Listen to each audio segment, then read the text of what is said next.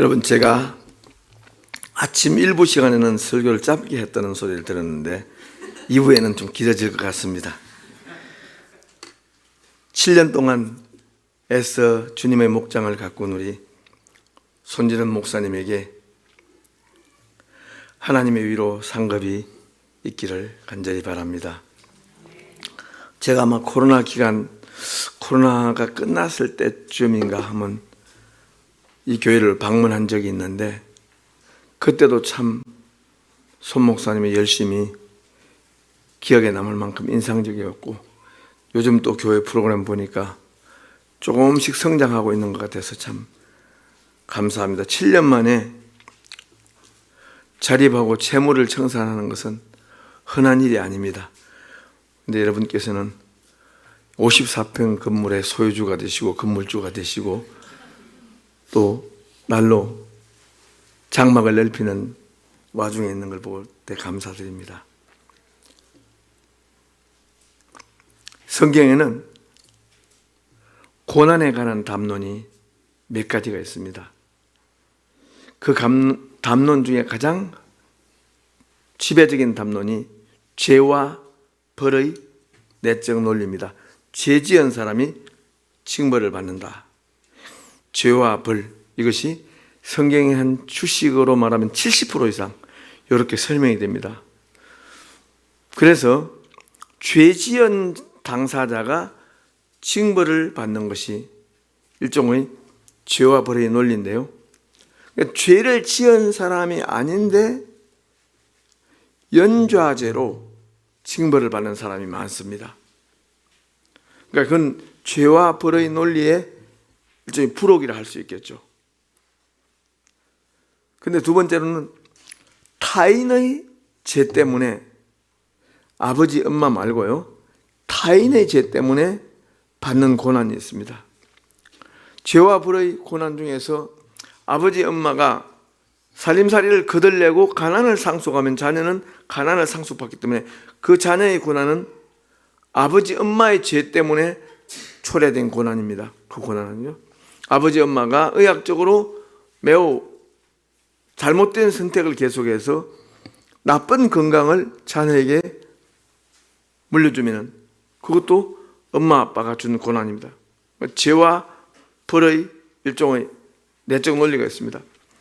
미국에 핵실험을 많이 한 애리조나주나 텍사스주나 캘리포니아 데스밸리 같은 이런 사막 근처에 사는 사람들이 굉장히 많은 질병에, 암에 걸립니다. 이런 것은 부모님이 거주지 선택을 잘못했기 때문에 자녀가 많은 장애인이 탄생을 합니다. 일본에도 우리나라에도 장애, 비철, 금속 등 이런 니켈, 망간, 아연, 납 이런 것을 많이 발생시키는 공장 근처에 살면 그냥 장애가 생깁니다. 그 논리가, 그 원인이 가능합니다. 추적이 죄와 벌입니다. 그 사람이, 그 당사자의 자녀가 죄와 벌은 아니죠. 그 사람은 엄마 아빠가 선택한 잘못된 거주지 선택 때문에 벌을 받는 거죠. 그건 죄와 벌의 논리의 일부라 할 수 있습니다. 그런데 명백하게 엄마 아버지가 아닌 타자가 죄를 지었기 때문에 내가 고난당하는 경우가 있습니다. 이 경우도 굉장히 많습니다. 예를 들어서 제가 갯돈을 넣었는데 내가 갯돈을 1억 4천만 원 받을 때가 됐는데 개주가 돈을 가지고 도망을 가면은 이건 제가 볼 때는 참담한, 그 같은 개모임의 개주의 인품과 성품을 미리 조사하지 않는 죄가, 굳이 죄라면 그것도 죄와 벌입니다만, 그러나 대부분이 굉장히 인간성이 바닥까지 드러나는 경우는 없습니다. 개모임을 하면요, 대개 가장 밝은 인간성이 돈이 오고 갈 때는 나타납니다. 그래서 사기를 당하는 사람들 보니까 사기꾼의 가장 참혹하고 어두운 면은 달의 이면처럼 가려져 있습니다. 그래서 사기꾼의 진정한 본성은 달 이면에 있듯이 이런 거 타자의 죄 때문에 당하는 고난입니다. 그러나 이 또한 죄와 벌의 논리 속에 추적이 가능합니다. 내가 왜 고난당했나?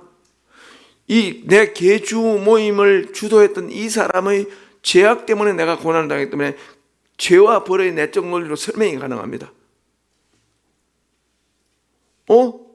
이거는요, 지금 원수 같은 남편이랑 살고 있는 사람, 이거 어찌 된 거예요, 이거?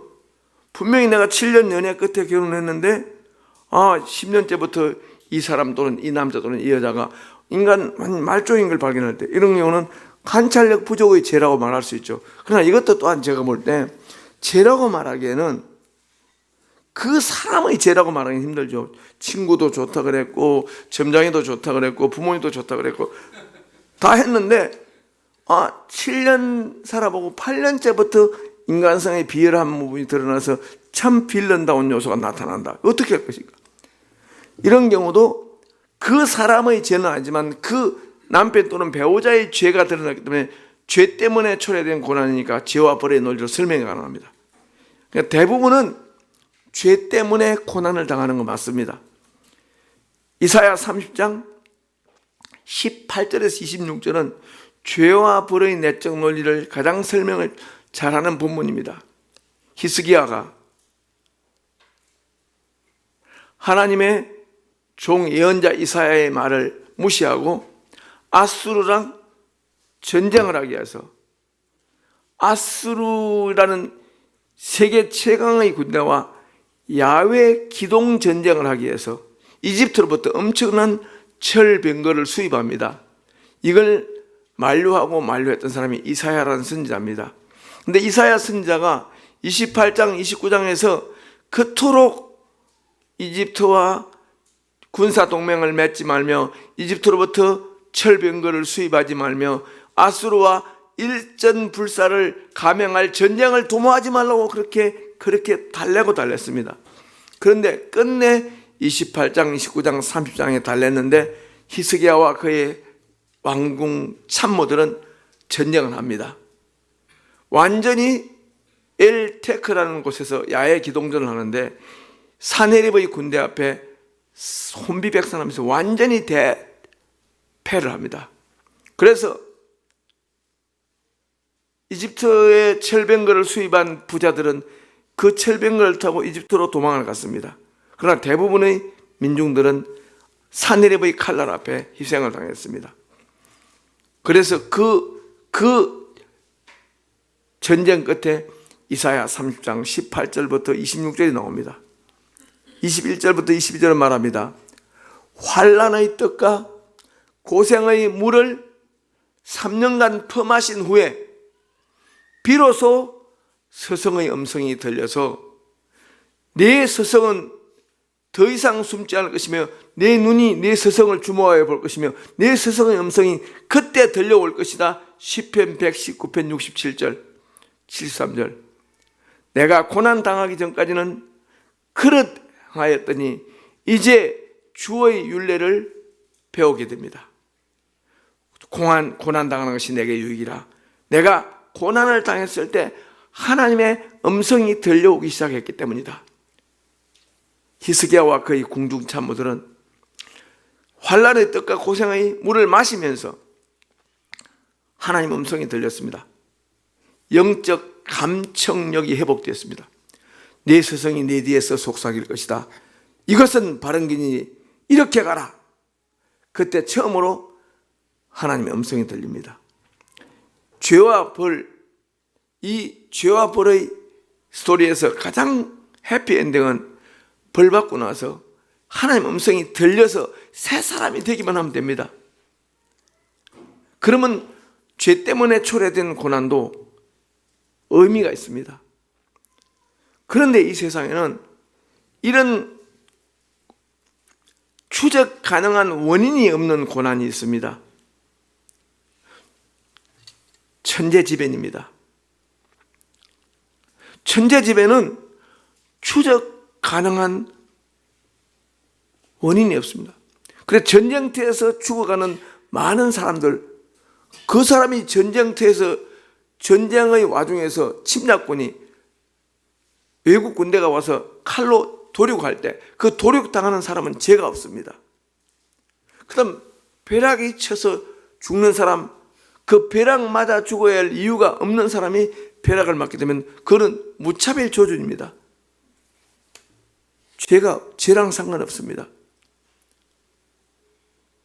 이렇게 원인 추적이 불가능한 고난이 이 세상에는 상당히 많습니다. 오히려 더 많습니다. 오히려 더 많습니다. 뭐가 더 많습니까? 원인 추적한 고난보다, 원인 추적이 가능한 고난보다 원인 추적이 불가능한 고난이 훨씬 많습니다. 이 세상에는요. 그래서 하나님께서는 이 땅에 고난당하는 사람에 대해서 마음이 몹시도 민망하고 쓰라리고 미안한 마음을 많이 가지고 계십니다.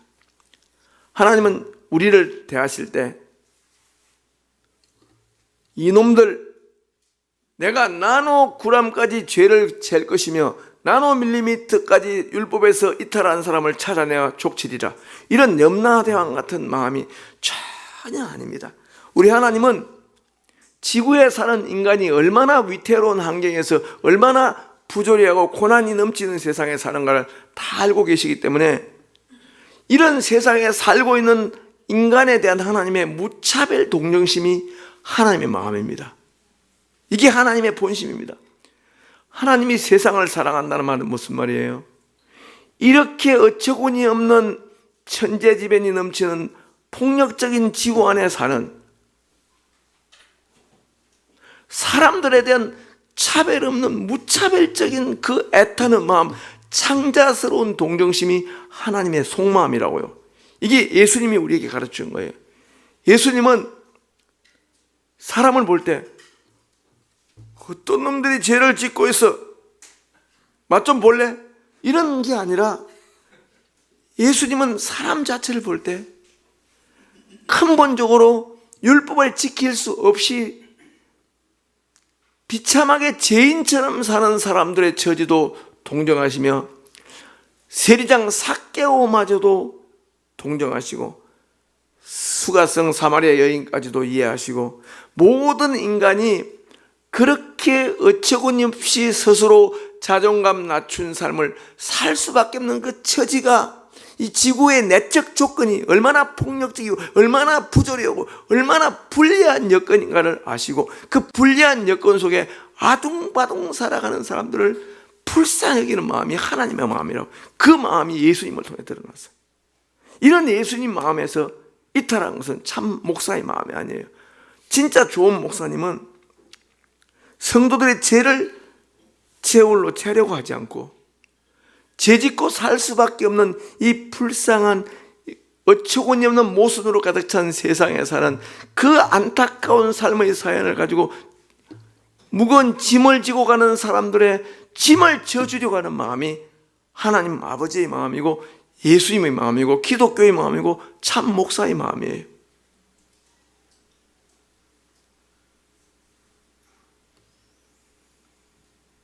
좋은 목사님은 선한 목자예요. 길을 잃은 양떼를 정죄하지 않고 그 양을 찾아서 목장까지 데려오는 것이 그게 좋은 목사예요. 그래서 최후 심판의 현장에서 우리 하나님이 너무 경악스럽게 놀라운 장면을 보입니다.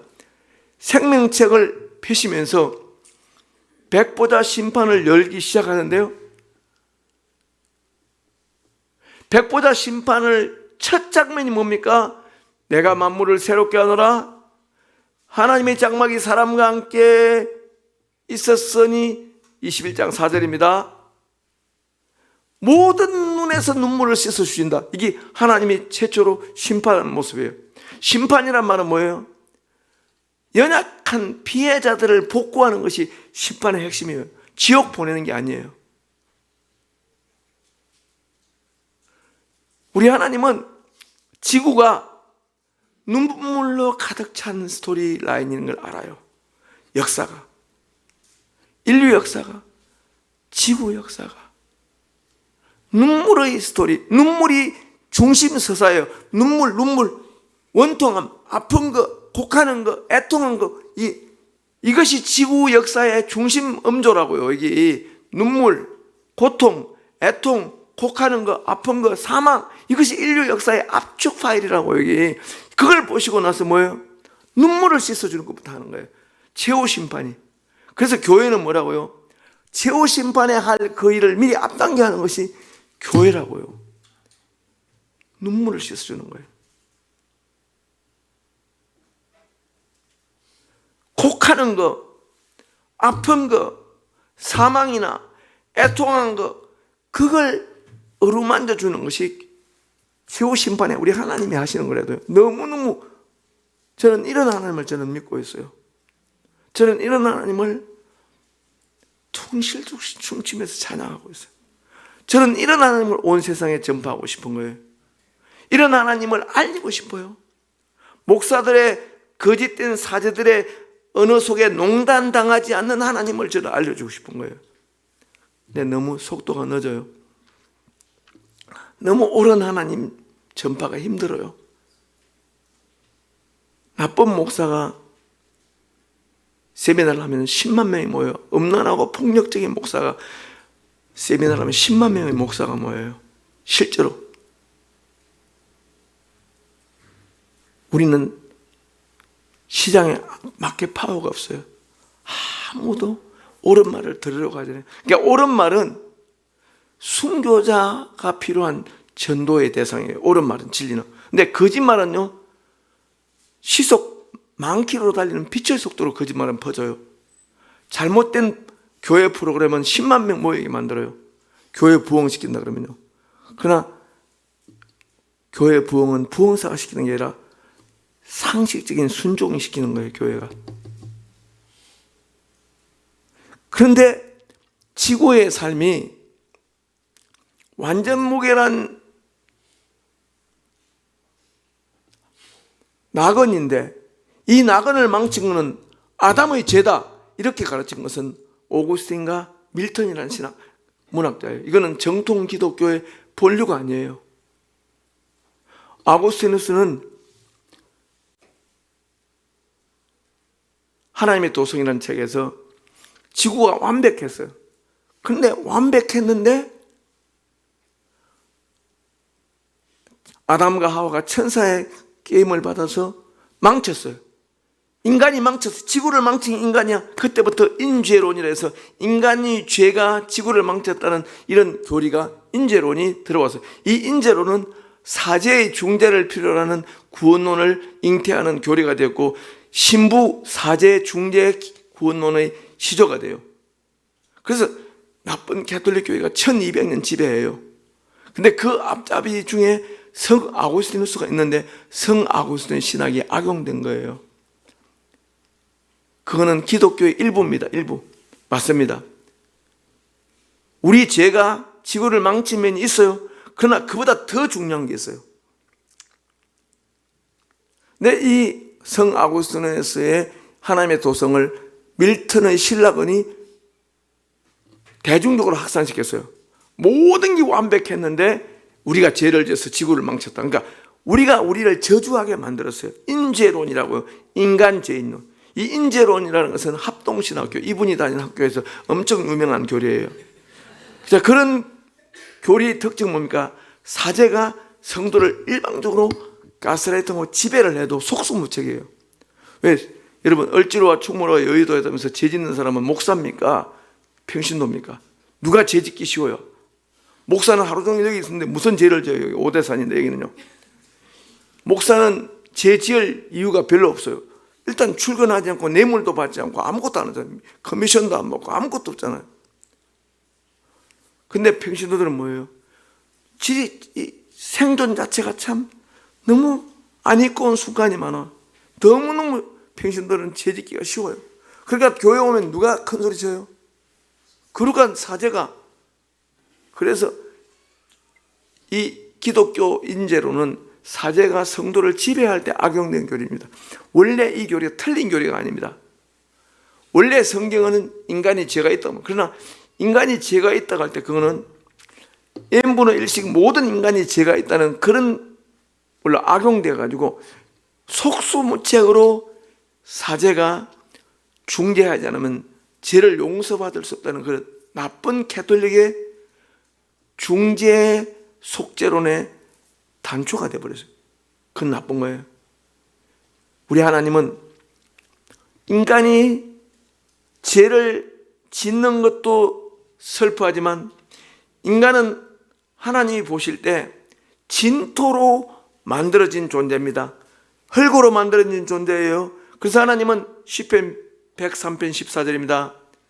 우리의 체질이 연약함을 아시고 우리가 진토뿐임을 아시고 아비가 자식을 동정하는 것이 동정하는 마음이 더 커요. 죄를 향한 분노보다 더 큰 마음은 우리가 진토로 지어졌음을 아시고 민망히 여기는 마음이 더 크단 말이에요.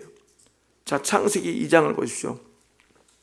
창세기 2장을 보면은 나그네 아닌 것을 가장 알 수 있습니다. 아담에게 말합니다. 너는 동산 중앙에 있는 모든 나무의 실과는 따먹어라. 동산 모든 나무의 실과는 따먹되 동산 중앙에 있는 선악을 알게 하는 나무의 실과는 따먹지 말아야 한다. 그걸 따먹는 날에는 정령 죽으리라. 죽는다는 말이 처음 나와요. 따먹기도 전에. 그 다음에 선악을 알게 하는 나무. 선악은 죄 짓기 전에 이미 존재했단 말입니다. 선과 악은 죄 짓기 전에 이미 존재했고 아담이 죄를 짓기 전에 이미 죽음이 있는 곳이 세상이었대도요. 죄 때문에 죽음이 온 게 아니에요. 죄가 있기도 전에 죽음이 먼저 있었어요. 네가 이걸 정령 먹는 날에는 죽으리라. 그때 아담이 이렇게 묻지 않았습니다. 잠깐만요. 죽으리라. 무슨 뜻이죠? 죽음의 사전적 정의는 말씀해 주죠. 뭐가 죽는 건데요? 이렇게 묻지 않았다는 말은 뭐죠? 아담이 만일에 죽음을 몰랐다면 정령 죽으리라는 그 경고는 무의미한 거예요. 아니, 죽음이라는 게 얼마나 나쁜가도 모르는 아담에게 정령 죽으리란 말은 뭐예요? 제가 고양이한테 너 이거 오늘 음식 과식하면은 너는 청원 경찰한테 붙잡혀 갈 거야. 너는 구류 5일. 그러면 구류 5일 뜻을 모르는 거. 그런 고양이한테 구류 5일 너 이거 먹지 마. 너 분명히 내가 민어 지금 찜하려고 사놓은 거야. 이 민어 찜 먹으면 안 돼. 너는 지금 냉장고 밑에서만 살아야 돼. 냉장고 위에까지 올라가면 안 돼. 분명히 했는데 우리 집 고양이가 만약 민어를 뜯어먹어서 제가 먹으려고 그토록 비싼 민어를 사가지고 찜을 하려는데 막 민어를 해체하는. 너는 오늘부터 영원히 30일 동안 방구석에서 처박혀서 교화의 삶을 살아야 돼. 교화 받아야 돼. 교화 낱말 뜻을 모르는 애한테 교화 받으라. 말이 안 되죠. 우리 하나님이 죽음이라는 그 무서운 실제를 모르는 아담에게 죽는다고 경고했다는 말은 말이 안 됩니다. 아담은 죽음이 뭔가를 알고 있었습니다. 아담은 나그네 온 것이 아니라 학교에 온 겁니다. 아담은 나그네 온 것이 아니라 학교에 온 거예요. 즉 잘못하면 큰일 나는 학교에 온 거예요. 다시 말해 경계가 있는 절벽이 있는 운동장에 와서 놀다가 절벽에 떨어질 수 있는 학교에 온 거예요. 아담은. 그게 나그네입니까? 여러분 이거 잘못하면 삐끗하면 죽을 수 있는 그리고 이런 무서운 교육 현장이 나그네냐고요. 저는 그런 학교 좋아요? 안 좋습니다. 저는 나그네라는 말은 받아들일 수 없습니다. 학교라는. 그래서 AD 160년에 프랑스 리옹의 주교였던 그리스 주교 이레니우스라는 사람이 있습니다. 이레니우스 주교였습니다. 우리는 나그네 온 것이 아니라 학교에 왔다. 아담은 성숙하도록 교육받은 학생으로 초청받았고 아담은 완전 무기란 존재로 창조되지 않았다. 아담은 미성숙한 인류로 창조됐기 때문에 교육받아서 훈련받아서 온전해져야 된다. 온전함으로 부르심받은 학생이다. 이게 이레니우스의 창조입니다. 그러니까 이레니우스와 아우구스티누스를 동시에 알지 않고 아우구스티누스만 알면 안 됩니다. 아우구스티누스만 알면 안 되는데 이레니우스라는 사람 먼저 알아야 돼요. 근데 이레니우스는 아우구스티누스보다 200년 먼저 나온 사람이에요. 근데 아우구스티누스가 이 이레니우스의 책을 읽지 않았어요. 히라보를 몰랐기 때문에. 그리스말을 몰랐어요. 그래서 아우구스티누스는 라틴말밖에 몰라서 순전히 라틴말로 쓴 책만 읽다가 그런 약간 치우친 교리를 만들었어요. 우리는 지금은 뭐예요? 이레니우스라는 사람과 아우구스틴을 동시에 읽어야 인간의 고난에 대한 이해가 올바라지고 균형 잡힌다는 걸 알 수 있어요. 지금은 이렇게 되어 있어요. 제 책에 자세히 써놨습니다. 꼭 사라는 건 아닙니다. 예. 여러분 사지 마시고요. 여러분 도서관에 교양도서로 신청을 하세요. 그럼 모든 도서관에 제 책이, 저는 기도합니다. 모든 전국의 도서관에 제 책이 교양도서로. 그런데 이미 저희 많은 제자들은 일산 일대의 제 책을 전부 다 교양도서로 선정해서 가만히 있습니다. 그런데 다산 신도시 우정이 있다면 저는 하겠습니다. 이 여기는 교양도서입니다. 거기에 자세히 써놨습니다. 여러분 잘 보세요. 이 세상에는 우발적인 고난이 많은 세상이에요. 우발적이란 말은 뭐죠? 자기 유래적이 아닌 고난. 자기 유래적이지 않은 고난 뭐죠? 내게서부터 비롯되지 않은 고난이 우발적 고난입니다. 이 우발적 고난이 많은 세상에 하나님이 이 세상에서 어떤 책임감을 느낄까요? 성경에는요, 신명기에는 안전가옥 관리법이 있습니다. 신명기 법에는요. 이 말은 안전가옥 관리법이 뭡니까? 베란다 설치법이 있어요. 신명기 법에 이래 있습니다. 만일에 어떤 사람이 집을 신축했는데 옥상에 베란다를 설치하지 않고 그 사람이 낙상사고가 나면 집 주인 책임이다. 이런 법이 있어요. 신명기에는 이런 법이 있습니다. 만일에 자기가 소가 있는데 자기 가축이 들이받는 습성이 있는 걸 알고도 들이받는 습성이 있는 그 소를 제지하지 못하여 자유민을 치면 그 소는 죽여야 되고 자유민에게 엄청난 돈을 물어줘야 됩니다. 그러니까 소 주인이 책임입니다. 자, 이 집 주인은 하나님이십니다. 우리 이 세상은 때때로 베란다가 없는 안전가옥이 덜 된, 안전가옥으로서는 모자라는 베란다가 없는 고층 건물 같은 면이 있습니다. 이 세상에는요. 이 세상에는 사람을 들이받는 야생 짐승 같은 인간들이 덕식을 거리는 세상입니다. 이 모든 세상의 주인이 누굽니까? 하나님입니다. 들이받는 사람에게 살해당하는 사람 누구가 궁극적 책임입니까? 1차적 책임은 살인자입니다. 그러나 궁극적 책임은 누굽니까? 하나님입니다.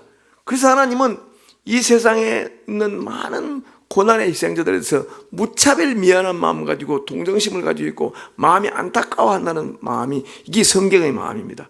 그래서 최후 심판의 현장에서 눈물부터 씻겨줍니다. 로마서 3장 25절입니다. 하나님께서 자기 아들을 화목제물로 보내사, 하나님은 예수님을 화목제물로 보냈다는 말을 썼는데 이게 아주 중요한 표현입니다. 자, 화목제물. 창세기 32장에서 야곱이 에서에게 보내는 선물, 에서의 분노를 누그러뜨리기 위해서 보내는 진심으로 미안하다는 마음, 진심으로 형 미안해, 진심으로 내 잘못해서 화해하고 싶어.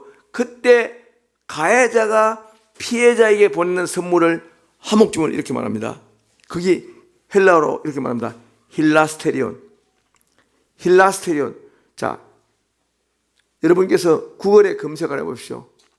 Rome chapter 3, 25 in Greek.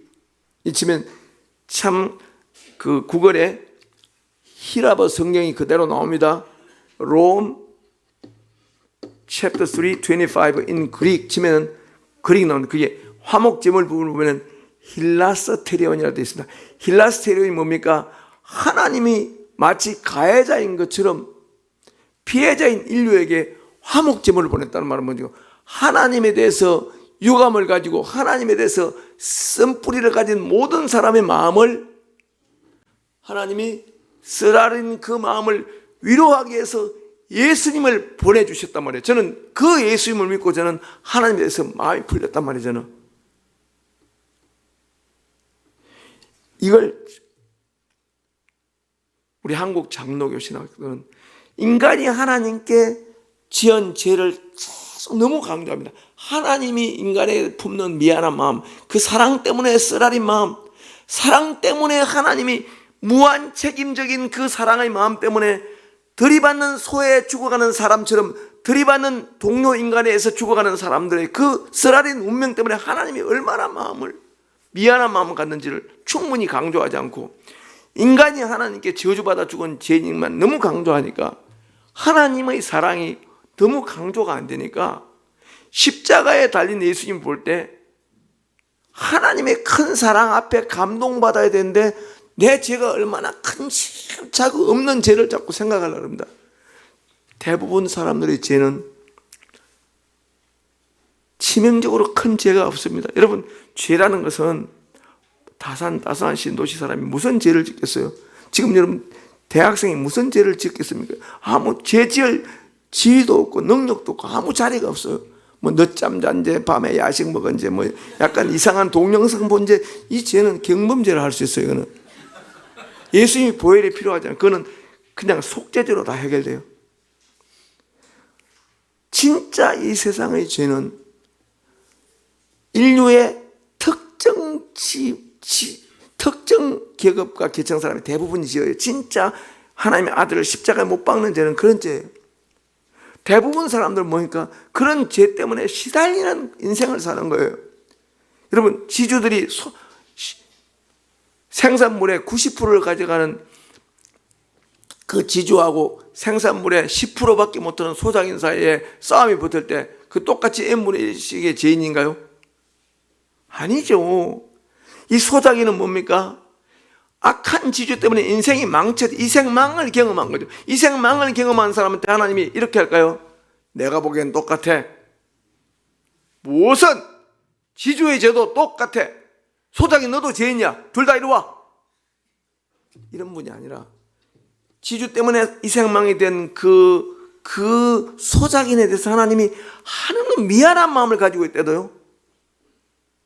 이렇게 분석적이고 탐구적으로 세밀하게 죄를 다루지 않고 모든 사람을 n분의 1씩 죄인이라고 후려쳐서 모든 사람을 목사나 신부 밑에 무릎 꿇게 만들고 예수님을 우리의 죄를 받아서 저주받아 죽은 그것만 강조하지 예수님을 보낸 하나님의 이 엄청난 사랑을 덜 강조하기 때문에 기독교는 매력을 잃어가요. 지적으로 일단 너무 얕아요. 지금 한국에 퍼지는 신학적 담론은 보통 지성인의 지적 요구에 응답하기에는 너무나 지적으로 열등한 교리가 지금 시장에 나가 있어요. 그러니까 그런 교리라면 똑똑한 대부분 사람들은 교회 오면 표리해요. 저 말도 안 되는 말을, 거의 아무 말 대잔치 수준의 말을 목사가 지금 주일마다 하니까 참지를 못하는 거예요. 그래서 저는 가나안 신자를 만나면 그래요. 여러분은 가나안 신자 아닙니다. 내 같은 목사가 쫓아낸 신자입니다. 여러분은 이 무지몽매한 목사들에 의해서 추방당한 사람들입니다. 미안합니다. 여러분은 아무 잘못이 없습니다. 나와 같은 목사들의 이 지적 항무지 상태, 이 화전면 상태의 나의 무식함, 이 세상 사람들의 이해를 하지 못하는 나의 무감동, 이것이 죄입니다 라고 저는 이렇게 설명합니다. 목회라는 것은 영혼이 친정한 사람들만이 하는 겁니다. 그래서 엄청나게 많은 사람을 목회하겠다는 것 자체가 모순입니다. 목회는 그렇게 될 수가 없습니다. 목회는 간해수공업적이고 정말 영원히 하는 사이이기 때문에 엄청나게 많은 사람을 모아놓고 엄청나게 몇 번 설교해서 사람을 감동시켜서 구원하겠다. 그거는 극히 적은 사람만 가능합니다. 목회는 영혼과 영혼의 만남이기 때문에 엄청나게 많은 사람을 동시에 섬길 수 없습니다. 손진원 목사님이 진정하게 목회하면 300명 하다가 인생 끝납니다. 사도 바울은 25년간 500명, 8개 교회 흩어진 가정교회에 바울은 25년간 500여 명의 신자들에게 설교했습니다. 예수님은 영혼을 다하여 12명에게 목회했고 좀 더 70명에게 목회했고 좀 더 120명이죠. 예수님은 120명, 예수님 영혼의 육성을 가지고 달래고 만지고 접촉했던 인격적인 친밀 공간은 예수님이 12명, 많으면 70명, 많으면 120명밖에 없어요. 이게 예수님 목회입니다. 그 기독교, 그 120명이 전 세계를 오순절 성령운동의 파도에 밀어넣고 12명이 끝내 기독교를 이렇게 엄청난 기독교로 만들어버렸습니다. 12명이. 진리를 확신한 12명의 사도가 내 유산이 되어야 되지. 내가 2,000명, 10,000명을 놓고 간다? 제가 볼 때 그건 말이 안 됩니다.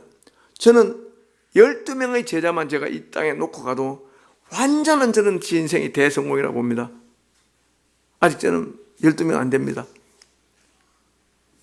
제가 이렇게 막 흥분하면 기독교 아까 제자들이 교수님 그래도 40몇 년간 이렇게 외쳤으면 뭐가 있지 않겠습니까? 왜 교수님 책대로 세상이 안 돌아갈까요? 이렇게 저한테 약간 조롱 섞인 그런 20대 야유를 합니다. 그래서 아직 내 제자의 수가 충분히 차지 못했다. 저는 이렇게 말합니다. 12명 저는 찾기가 힘듭니다. 왜냐하면 제가 24년간 숭실에서 가르쳤지만 마음으로 내 가르침을 영접하고 그걸 내가 죽어도 이대로 살아줄 사람 12명 그 찾기가 쉽지 않습니다. 예수님은 그 12명을 찾은 겁니다. 예수님은. 너무나 예수님은 대성공을 거둔 겁니다. 인간성의 그 복잡한 컴플렉스티를 복잡성을 안다면 12명을 그렇게 3년 내내 데리고 다니면서 3년 동안 데리고 다니는 사람에게 인정받는 스승이 진짜 중요합니다.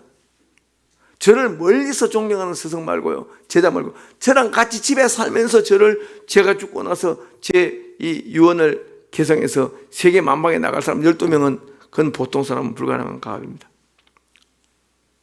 제가 볼 때 제 아내, 지금 제 아들, 딸 지금 3사람은 지금 확보했습니다. 일단은 이 사람은 제가 볼 때 할 것 같습니다. 3사람 그럼 몇 번 나가면 뭐가 있습니까? 우리 하나님이 얼마나 지구에 사는 사람들의 삶에 대해서 총체적으로 동정하시고 공감이 많으시고 창자스럽게 애타게 동정하신다는 걸 먼저 알고 나서 죄를 다뤄야 됩니다. 욥기는 원인 불상의 고난을 당했던 욥이 내지르는 아우성입니다. 욥은 완전체 의인으로서 동방 우스 땅의 완전체 의인으로서 신명기 28장의 원리 아래 완벽한 삶을 구축했습니다. 신명기 28장은 말합니다. 너희가 이 언약의 율법을 잘 지키면 너는 오감의 복을 받고 재산도 늘며 자녀도 풍성할 것이며 사회적 존경은 끝이 없을 것이다. 이게 신명기 28장입니다. 그러나 만일에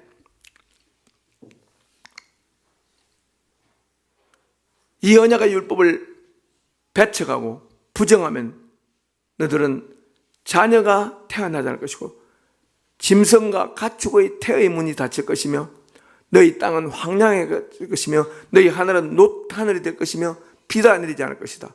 너는 사회적으로 불황화가 되어서 존경받지 못하고 인간의 존엄을 박탈당할 것이다.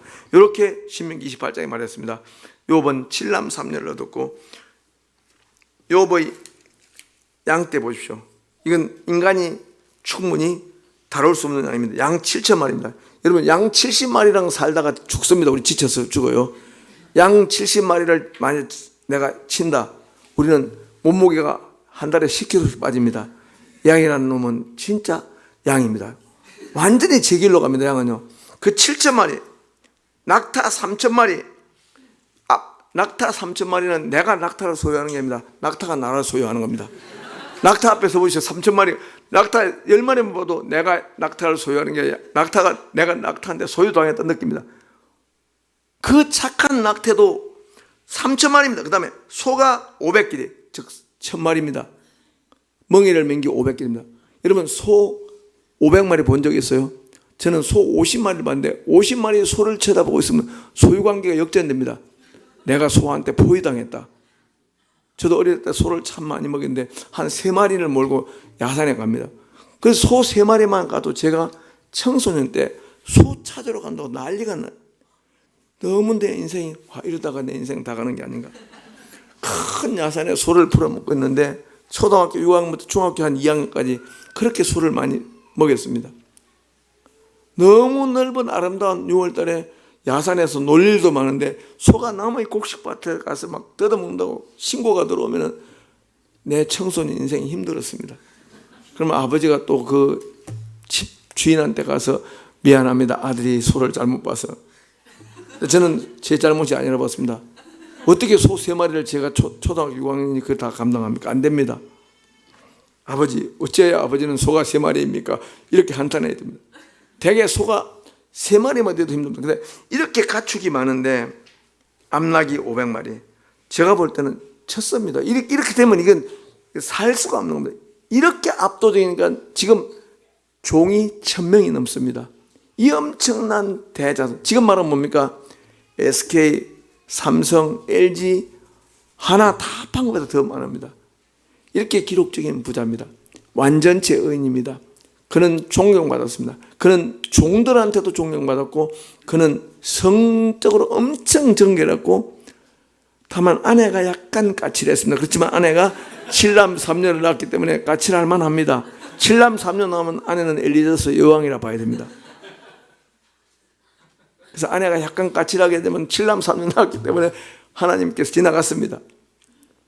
그런데 그 사람이 스바 사람의 공격과 베락과 갈대아 사람의 공격과 태풍으로 7남 3녀를 잃고 가축과 재산을 다 잃었습니다.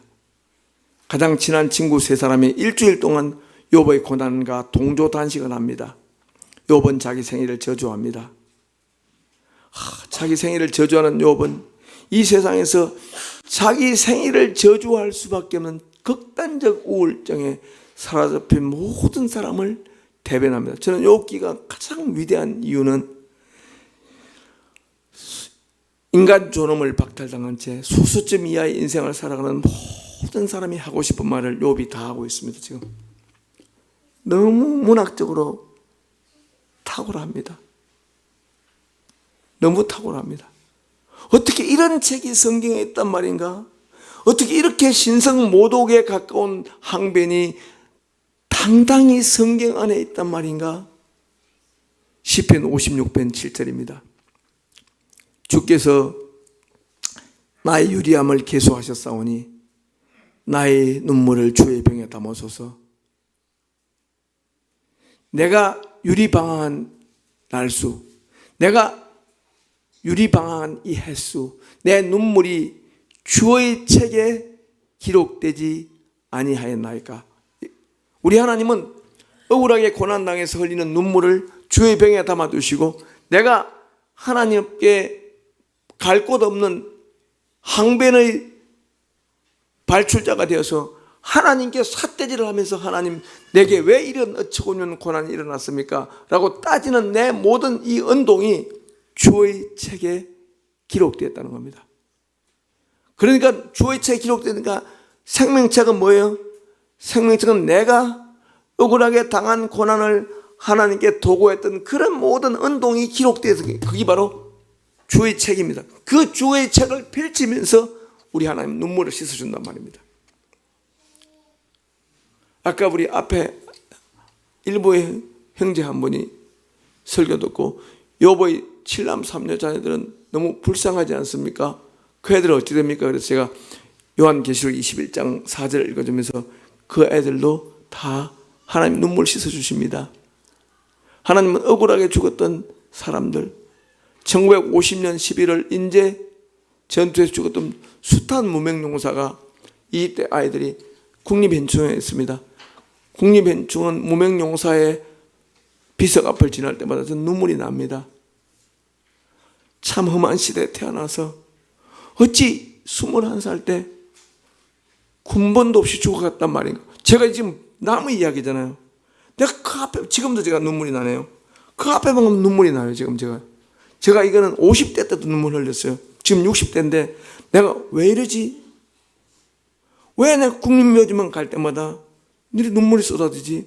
왜 인제 전투에 죽은 무명용사의 비석 3개도 못 가서 눈물이 막 쏟아지는데 지금도 제가 그 눈물 막 나네요. 지금요. 이런 어처구니 없이 죽어간 사람들이 주님의 생명책에 기록되었단 말이에요.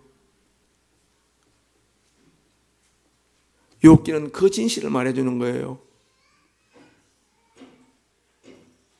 욥의 세 친구들은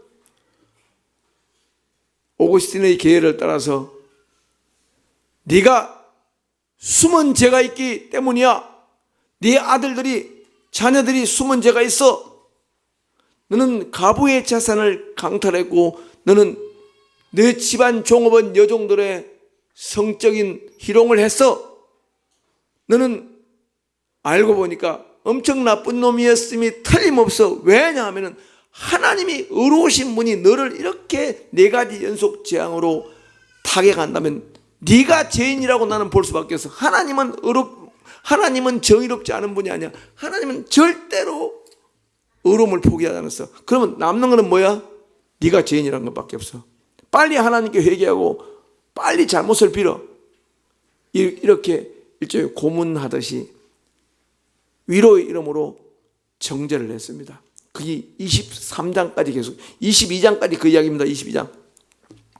22장까지 바로 욥의 세 친구들이 욥이 옛날에 범한 죄 때문에 욥의 고난이 왔다. 즉 죄와 벌의 논리를 구사했습니다. 근데 욥은 아니었습니다. 한 번도 아니었습니다. 나는 죄가 없거니와 내 자녀들도 이렇게 참혹하게 급살당할 만큼 죄를 짓지 않았어. 나도 그렇지 않았어. 그냥 이거는 우발적으로 내게 일어난 일이야. 여기서 중요합니다. 욥이 하나님 왜 이렇게 죄 없는 나를 이렇게 세차게 타격하십니까?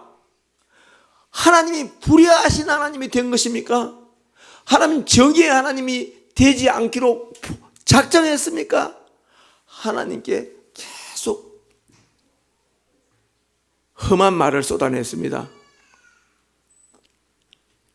그런데 이때 욥의 고난이 죄 때문이라고 주장하는 욥의 친구들도 비판하고 하나님께 입을 함부로 놀리는 욥의 태도도 비판했던 사람이 엘리후입니다. 32장부터 37장입니다. 이 엘리후의 이 양비론적인 입장이 지나가고 하나님이 폭풍 속에 나타나서 하나님이 말합니다. 내가 지은 세상은 거대한 바다 위에 땅을 세운 창조였다. 창조의 비밀을 내가 말해줄게. 내가 지은 세상에는 법칙성이라는 이 땅은 우발성이라는 바다 위에 떠있는 섬과 같은 존재다. 이 지구는 법칙적으로 예측 가능한 일도 일어나지만 법칙으로 해명하지 않은 우발적인 일도 많이 일어나는 곳이 지구다. 따라서 죄를 지은 사람만이 고난받고 죄 짓지 않은 사람은 절대로 고난받지 않는다는 그런 법칙적인 세계가 아니라 법칙을 초월하는 우연한 우발적인 일도 일어나는 세계다. 즉 세상은 이것이다. 우발성의 바다 위에 떠있는 법칙성의 땅, 이것이 세상이다. 세상은 죄를 짓지 않은 사람도 고난받을 수 있는 세상이다. 욥아, 내가 네게 복을 주었을 때 네가 잘해서 복을 받았나? 내가 너에게 사랑을 할 때 이 사랑은 터무니없는 사랑이었냐? 터무니있는 사랑이었냐? 나는 너를 공연히 사랑했어. 내가 너한테 쏟은 사랑도 우발적인 사랑이었어. 내 사랑이 원인이 없듯이 내 고난도 원인이 있을 수 없는 거야. 우리가 원인 없는 사랑, 터무니없는 사랑을 받았습니다. 하나님께. 욥도 처음에는 알았습니다. 내가 터무니없는 이유로 이 모든 상급을 받았다면 하나님이 이걸 가져가도 내가 용납하겠다. 처음에는 그런 생각이었습니다. 그래서 욥이 친구들의 비난을 받으면서 너무 오버 디펜시브, 과도하게 방어적이면서 약간 선을 넘었습니다. 욥이. 하나님이 만드신 세상은 법칙적으로 대체로 예측 가능한 일들이 일어납니다. 그러나 하나님이 만든 세상에는 법칙적으로 예측 가능한 일들이 일어나는가 하면은 도저히 법칙적으로 예측할 수 없는 우발적인 사태도 꽤 많이 일어나는 세상이 바로 세상이다. 이걸 메타포로 말하면 뭐라고요? 여러분, 바닷물 저거 법칙적입니까? 파도 법칙적입니까? 우발적입니까? 파도가 법칙적이에요? 우발적이에요? 바로 우발적이란 말은 뭐죠? 원인 없이 일어난 일들이 바다만큼 많아요. 육지와 바다가 몇 프로입니까? 지표면 육지와 바다 면적이 몇 대 몇이에요? 7대 3이죠? 바다가 7, 육지가 3 아닙니까? 이 세상은 굳이 말하면 70% 정도의 우발적 사태가 일어나고 30% 정도의 법칙 가능한 세계가 일어나는, 이 법칙 가능한 세계에서 바로 국가가 있는 것이고 시민사회가 있는 거예요. 여러분 자녀들도 엄마 아빠가 교육을 잘 시키면 대체로 법칙적인 미래를 예측할 수 있어요.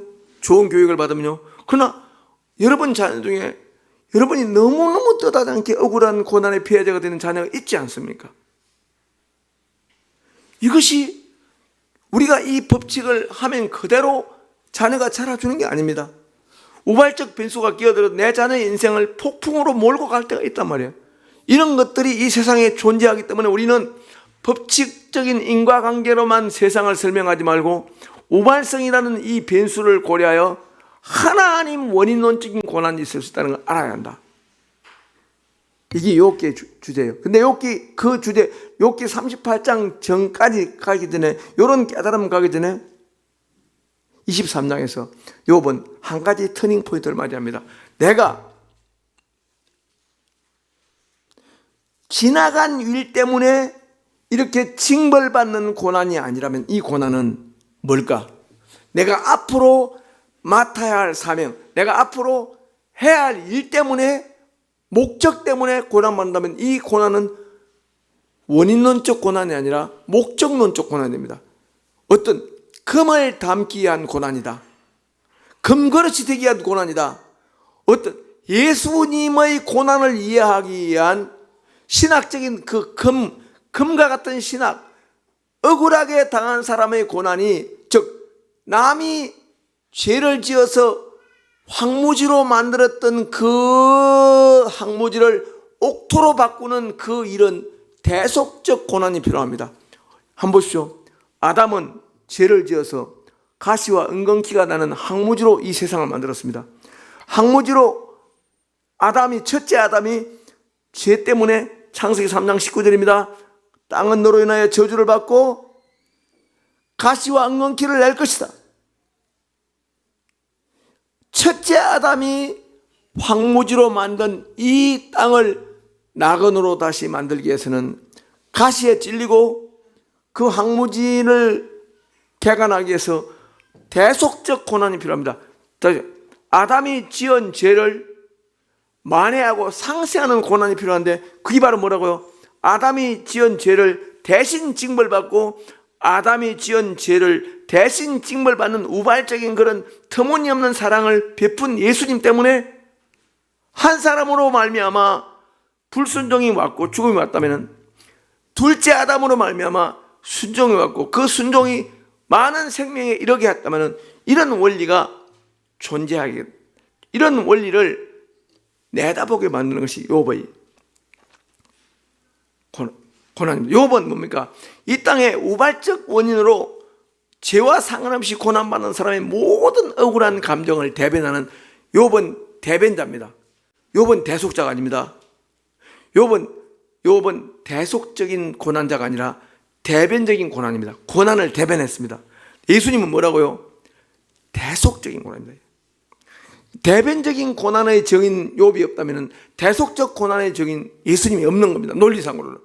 이 논리적 진전을 말 때 대변적, 이 땅에 억울한 고난을 당하는 모든 사람의 고난을 대신 아우성쳐주는 욥이 있었기 때문에 예수님이 이해가 된단 말이에요. 예수님이. 욥은 자신의 고난이 금과 같은 신학, 금신앙을 담게 하여 그런 목적 때문에 자기가 고난받는 걸 넘짓이 깨달았단 말이에요. 그래서 내가 죄 때문에 받는 고난이 아니라 금이 되기 위한 고난, 금을 담기 위한 고난, 예수님의 진리인 그리스도의 진리이신 그 예수님을 우리에게 데뷔시키기 위해서 예수님의 고난을 이해하도록 준비시키는 고난을 나는 겪었다. 그게 바로 목적론적 고난이에요. 예수님이 이해되려면 욥을 이해해야 했던 거예요. 굉장히 이런 설교로 다 못합니다. 꼭 여러분 이 책을 한번 읽어주시기 바랍니다. 읽고 나서 4페이지로 요약본을 보내주시면 제가 다음 책은 꼭 주소 적어놓은 선물 보내드립니다. 저는 책을 가지고 돈을 벌 생각이 없습니다. 저는 널리 전파하고 싶습니다. 저는 제가 아는 하나님을 널리 온 세상에 전파하고 싶습니다. 저는 복음을 전도하고 싶습니다. 제가 아는 이 하나님이 널리 알려졌으면 좋겠습니다. 근데 너무 속도가 느립니다. 너무 더디고, 제가 이 책만은 많이 팔렸습니다. 이 책은 책이 얇아가지고, 제가 보통 책을 쓰면은 3년에 걸려서 1000권이 팔립니다. 1년에 300권씩. 그러니까 전혀 시장에서 인정받지 못합니다. 그래서 저는 사람들이 저 소개할 때 이렇게 무명한 사람 처음 봤습니다. 이렇게 무명한 사람. 이렇게 소개하더라고요. 많이 쓴 거에 비해서는 거의 성공을 하지 못했습니다. 근데 그러나 저는 애타는 마음이 있습니다. 저는 복음을 전하는 마음이 너무 간절하고 새벽마다 제가 글을 쓰는 이유, 제가 성공을 하지 못해도 이런 옳은 하나님이, 이런 사랑이 많으신 하나님이 이 세상에 널리 알려졌으면 좋겠다는 간절한 사명감이 저는 있습니다. 욥은 내 고난은 주께서 인정하시는 고난의 역정이었구나. 시편 1편 6절과 똑같구나. 주께서 의인의 길을 감찰하듯이 하나님은 내 길을 아신다고 하는구나.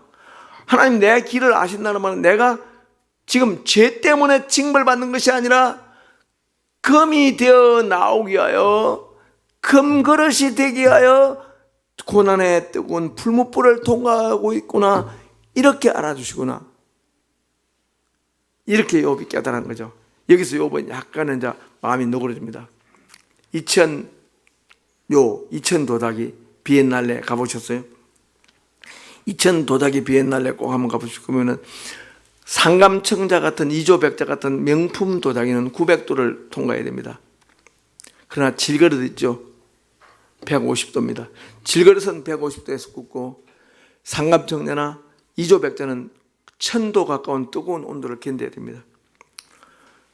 우리는 목적론적 고난사관을 가지고 우리는 절망을 이겨야 합니다. 지금 좀 배우자가 마음에 안 들어도 목적론적 고난으로 이겨야지, 이거 내가 무슨 죄를 지었나 이렇게 하면 안 됩니다. 내가 회사에 들어가서 지금 직장 상사한테 약간 갑질을 당한다 하더라도 내가 무슨 죄를 지어서 이렇게 하지 말고, 이 갑질한 직장 상사를 내가 이겨내기만 하면 어떤 난적도 이겨낼 수 있으리라 라고 생각해야 됩니다. 그리고 내가 왜 이리 내가 몸이 피곤하지, 짜증난다, 다 미워하자, 그렇게 하지 말고 이런 정도의 일을 내가 하려면 체력이 있어야 되겠구나. 내보고 하나님이 상도 받건 이도 받건 근육 늘려서 헬스하라고 하는구나. 이번에 내가 좀 뛰자. 내가 등산을 갔더니 직장 상사가 나를 등산 데려갔는데 심장 파열 당할 뻔해서 내가 무슨 죄가 있어서 이놈한테 직속상관을 모시게 되냐 이러지 말고 내가 심장이 약하구나. 이번에 드디어 마라톤을 한번 뛰어보자. 이렇게 목적론적으로 자꾸 해석을 해야지, 자꾸 징벌론적으로 해석하고 내가 전생에 무슨 죄가 지어서 내가 무슨 죄가, 이렇게 자꾸 징벌론적으로 과거 추적적인 그런 고난사관을 가지면 안 됩니다. 모든 고난에는 어질고 차별하신 하나님 때문에 선한 목적을 이룰 수가 있습니다. 하나님이 계시기 때문에요. 그 고난 자체가 신비한 게 아니라 거룩하시고 자비로우고 진정인 사랑이 많으신 예수님 같은 분이 이 고난의 여정에 함께 한다면 내 고난은 금그릇이 되는 고난이 될 수 있다. 하나님의 큰 집에는 그릇이 많습니다. 질그릇, 녹그릇, 은그릇, 금그릇이 있습니다. 디모데후서 2장 21절입니다. 금그릇이 되기 위해서는 의와 화평을 좇는 자들을 쫓아 친교하며 거룩한 공교에서 훈련을 잘 받아야 합니다. 이것이 디모데후서 2장 21절에 금그릇이 되는 훈련입니다. 여러분, 아침 저녁으로 일상생활에서 목적론적 고난사관을 가지고 이 고난 자체는 나에게 아무런 신비한 마법이 없지만 예수님과 함께 이 고난을 당한다면 이 고난 나에게 금과 같은 인격을 만드는 고난, 금과 같은 영성을 내게 새기는 고난이 될 줄 믿습니다. 그러면 이거는요, 지금 배우자, 지금 분명히 이게 빌런 중에 빌런이 내 배우자가 된다 어떻게 하죠? 이혼이 답일까요? 아닙니다. 이혼 다 답입니다.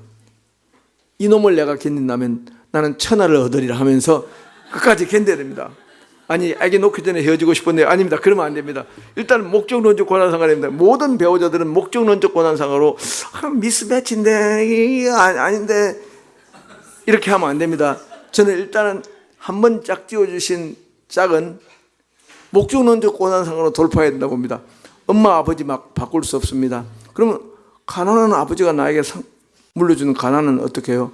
예, 그것도 하나님이 나에게 일찍 자립하시라고 적당하게 가난한 아버지 밑에 태어나겠구나. 주여, 나는 일찍 철들겠습니다. 저는 아버지가 술을 많이 마셨습니다. 아버지는 제게 절대로 너는 술을 마시지 말라는 교훈을 주시고 돌아가셨습니다. 제 목까지 다 마셨기 때문에. 우리 아버지가 제게 준 큰 교훈은 뭡니까? 일체 술을 마시지 않는. 그러나 우리 아버지가 술 마시는 것 많이 빼고는 99% 저한테 선한 영향을 끼쳤습니다. 혜건아, 공부를 못하면 일생 동안 지시받는 인생을 살아야 한다. 이거 해! 저거 해! 이런 말 듣고 싶나? 뭐 좀 무서운, 약간 무서운 동화입니다. 이거 한석봉 같은 이야기예요. 그럼 우리 아버지가 저한테 일찍 각성했습니다. 내가 공무원을 해봤는데 항상 공부하고 하니까 너 일생 동안 지시만 당하더라. 넌 지시받는 인생이 되지 않으면 좋겠다. 아마 6살, 7살 때 되는 그걸 듣고 조기 각성을 한 것 같습니다. 우리 아버지가 완전히 엘리트 교육을 시켰습니다. 공부 잘해야 한다. 그리고 외국어 잘해야 한다. 그래서 제 아버지는 술에 대한 너무 좋은 교훈을 주셔가지고 저는 일체 청교도적인 삶을 사는 게 어렵지 않습니다. 이거 다 목적론적 고난입니다. 가난한 집에 태어난 거, 이거 뭘까요? 자립정신을 길러주는 거. 그 다음에 사교성이 없는 사람 뭐예요? 작가가 되려고. 되게 사교성이 없으면 작가가 됩니다. 인간성은 더러운데 집중력이 좋은 사람은 교수가 되게요. 되게 다 쓰임새가 있습니다. 다 자기를 가만히 보면은 충분히 인간 존엄을 누릴 만한 독특한 자산이 다 있습니다. 우리 목적론적 고난사관으로 이 확신 없는 내 인생의 고난서사에 의미를 부여하는 여러분 되기를 간절히 바랍니다. 아버지 하나님, 자신만 억울한